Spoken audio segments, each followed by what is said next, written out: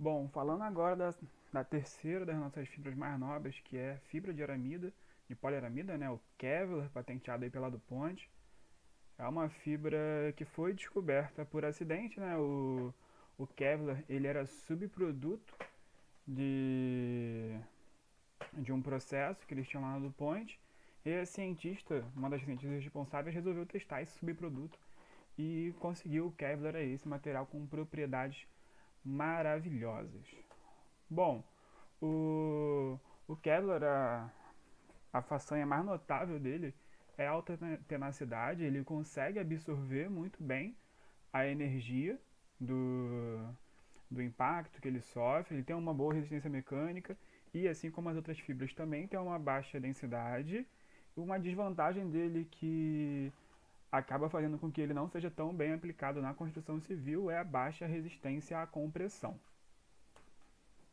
Bom, o Kevlar ele foi desde o seu lançamento ali na década de 50, 60.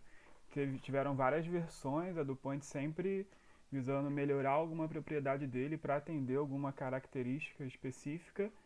A... Primeiro veio o Kevlar 29, aí Kevlar 49, 119, 129. O Kevlar 129 ele é o mais maleável, repara aí que ele acaba sendo o que mais se deforma até acontecer a falha pela tabela. O 129 é o de alta performance, é o que mais resiste à tração e tem um modo de elasticidade, por mais que não seja maior, ele também é bom. Kevlar 29, utilizado em coletes balísticos. Bom, aqui as aplicações dos Kevlars, de acordo com o seu tipo, né? A gente tem um Kevlar 29 para aplicação balística, corda, cabo, reforço em borracha em pneu e mangueira automotiva. O Kevlar 49 que tem uma aplicação interessante que eu não conhecia, que é o revestimento em cabo de fibra ótica. O Kevlar 119, que é aquele mais maleável, né?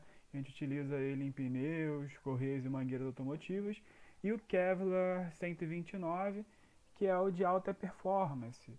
Ele é bastante utilizado em mangueiras de alta pressão lá na indústria de óleo e gás. Ele também é utilizado para reparo de tubulação sem necessidade, que é a operação CS. Bom, uma aplicação interessante do Kevlar é no espaço, especificamente, né, no traje espacial, que tem a função de quando algum tipo de detrito espacial bater no astronauta, como esse detrito ele vem numa velocidade muito alta, um detrito com velocidade orbital pode se assemelhar ou até ser mais letal do que uma bala, ele devidamente protegido com o Kevlar vai absorver o impacto do detrito e assim você não vai ter nenhum tipo de ferimento no astronauta e nem vai perfurar a roupa e o astronauta vai morrer. Bom, o colete à prova de balas é um exemplo bem famoso de aplicação do Kevlar. O cabo de guincho também é bastante utilizado, essa corda azul toda aí, ela é feita de Kevlar.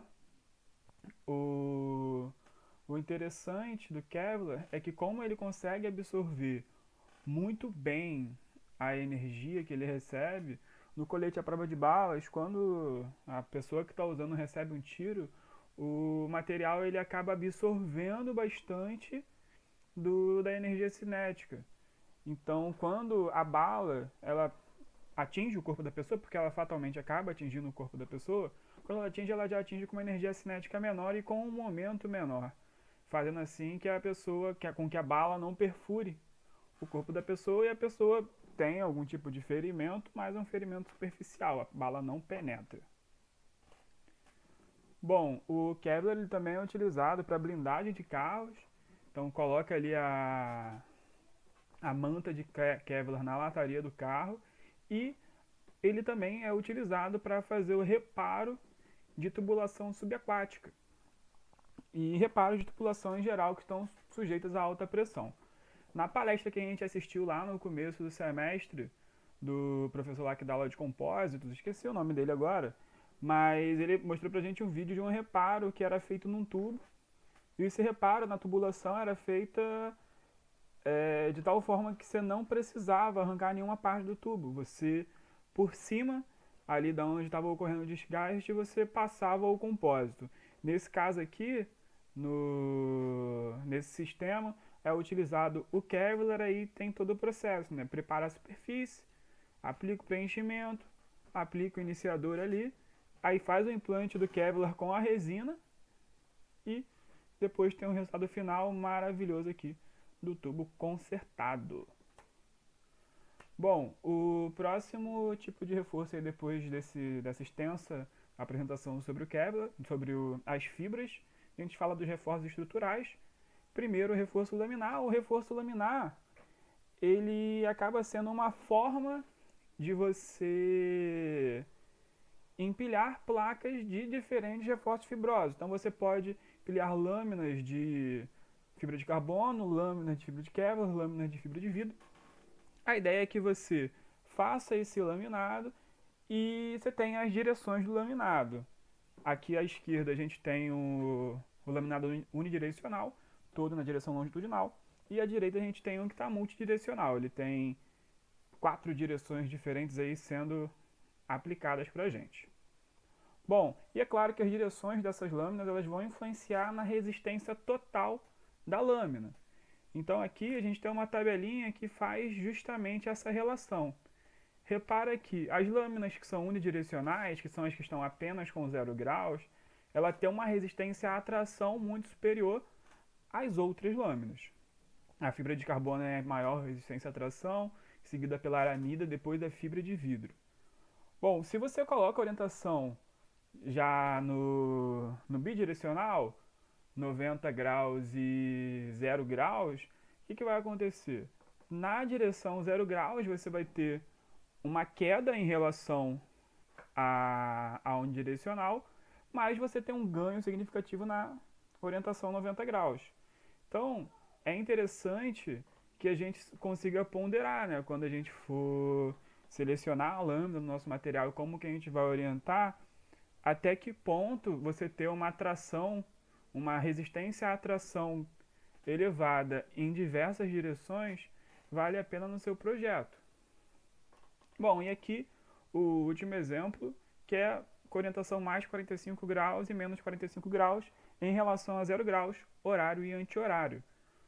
Bom, repara aí que nas direções de 0 e 90 graus, a resistência ela tem uma queda, mas se você fosse numa direção 45 graus ou menos 45 graus, por exemplo, é esperado que você tenha algo como alguma resistência como você tem no 0 e 90. Bom, e o outro tipo de painel é o painel sanduíche, outro reforço estrutural. A ideia do painel sanduíche é que você tem a lâmina superior, a lâmina inferior, aí você tem um adesivo e no meio você tem um núcleo. Você bota o núcleo menos denso ali, onde esse núcleo ele vai ter um papel, seja como isolante elétrico, como isolante térmico, como isolante acústico. A ideia dele ali é fazer com que a placa, em geral, fique mais leve. Essa lâmina é um pouco mais rígida para poder aguentar os impactos, então o painel de sanduíche ele tem muita aplicação. E normalmente ele é utilizado para quando você quer fazer algum tipo de isolamento ou para quando você só quer economizar no peso mesmo do seu material. Bom, a gente tem aí o painel de sanduíche utilizado em isolamento acústico. Nesse caso a gente tem duas folhas de compensada, né, e o recheio de borracha. E a gente também tem um painel de sanduíche, uma das utilizações mais fáceis de você encontrar na internet, no mercado, é as telhas em sanduíche. Por quê? A telha em sanduíche ela tem a característica de ser mais leve, ou seja, ela faz menos esforço na estrutura que a sustenta e ela é um bom isolante térmico, fazendo com que o conforto térmico dentro do ambiente seja melhor, porque a telha ela não vai, com esse recheio de isopor, ele tem uma baixa condutividade térmica e ele não armazena calor, ou seja, depois de passar um dia inteiro no sol, a gente não tem aquela sensação de ambiente muito quente, como às vezes a gente tem próximo a uma parede de concreto ou num lugar que tem uma telha de barro. Então a ideia aí desse tipo de telha em sanduíche é que você tenha um conforto térmico e você faça menos esforço na estrutura como um todo.